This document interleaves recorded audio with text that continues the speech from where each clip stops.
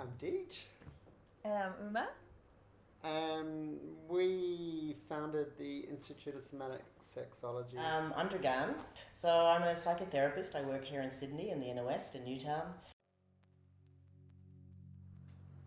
What our intention is in this weekend is to create a community that comes together to practice their erotic embodiment together. That comes together to give with an open heart and receive with an open heart. And for that, we create a really strong container around safety, around consent, around ideas of how we can relate to our body through breath, through movement, through touch, through being really mindful of how we are and what's happening, what is our process. We'd like to create a very open space that allows everybody to be exactly who they are and what they are. It's not about feeling extremely orgasmic if you don't feel like going there. It's about anything really. It's about being in the body and being yourself, being really authentic in this space that will be really held and really safe. So how am I in my sexual self, erotic self, sensual self? It's about how do I work with that in my own body. It's kind of just beyond sex. So it's not just about, wow, I get my body geared up and I orgasm or I come, or it's about how do I connect with that in myself, how do I build that in myself, arousal, etc. What does that feel like in my body? How do I experience that with other people when it's not about sex? It's not about fucking. Turning myself on. And going beyond what we think we know about that. We're very habitual masturbators, for example. You know, we have our thing that we do, get off, go to sleep, whatever. It's going beyond that. It's like, okay, what if I really touched myself as a lover? The body electric practice that has been around for 30 years, that was conceived by Joseph Kramer, has been only available in Australia for men until last year. And I've met so many men who had these incredible experiences in that space. And what I really appreciated about that space, that all these men came from a variety of sexual orientations. And that, in a way, created the magic. There was no queer body electric kind of experience. I'd heard about body electric and I wanted to have some kind of experience like that.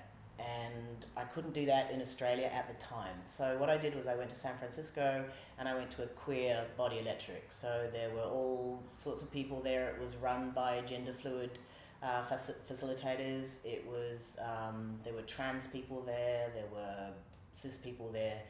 And it was an amazing experience for me. So I just kind of delved into this whole world. And from all those experiences, I wanted to create a queer body electric-esque kind of workshop here in Australia, because there isn't one. I worked with Deej and Uma doing the sexological bodywork training. I really respected their facilitation style and their inclusivity and their willingness to be inclusive and to learn about that. So we hooked up to do this. I wanted us to be able to, a triangle is a really strong shape, and I wanted us to, we can't embody everybody's experience, but at least we can embody some diversity just in the facilitation team as well.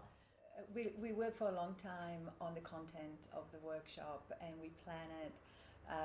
We spend a lot of time planning it to create that container. We are very aware of our language.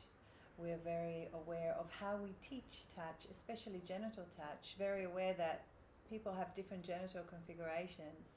And so our intention is not to categorize people and say, oh, this is how you need to do it and this is how you need to do it because that's how you present.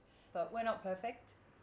We definitely are constantly learning and constantly, fine-tuning everything, and also hearing feedback from other people around that. So it's still a work in progress, but that's definitely our intention. Sam, but the concept of coming together for a weekend and forming an erotic community where the focus is on learning and awareness rather than attraction, I think it's a really powerful concept.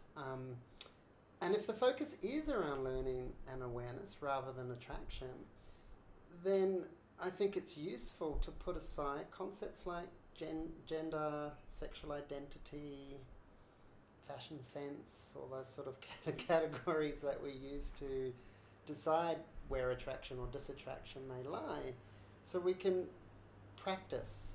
And that there are lots of things that we will give ourselves permission to do in a practice space, which we won't give ourselves as easy permission to do in an attraction space. Queer as a concept is debated, especially amongst the queer community, and we're not about being political about whether someone is queer or not. We want to create a space. For me, queer is about outside the norm, outside the binary. So queer is beyond male, female, beyond a straight, gay, bi, beyond even beyond whether I orgasm, whether I don't. It's all about the middle spaces and exploring the spectrum and the continuum and the fluidity of experience. So that's, for me, what queer is. So we wanted to create a space where people could explore, but also so that queer people, I guess, in the sense of a lot of people would identify as queer, so people who identify as queer would be able to have a space where they felt safe and felt comfortable and felt that their experience might be mirrored.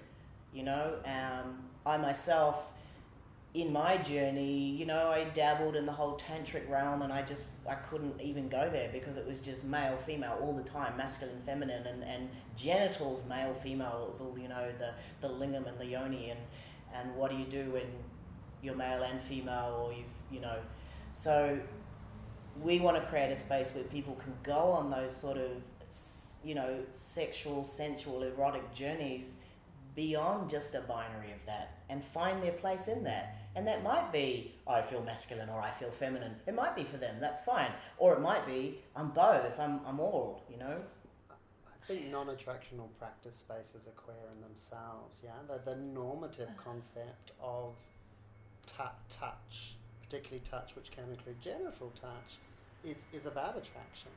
And if we put that aside in order to connect as human beings outside of concepts of identity, that's pretty queer.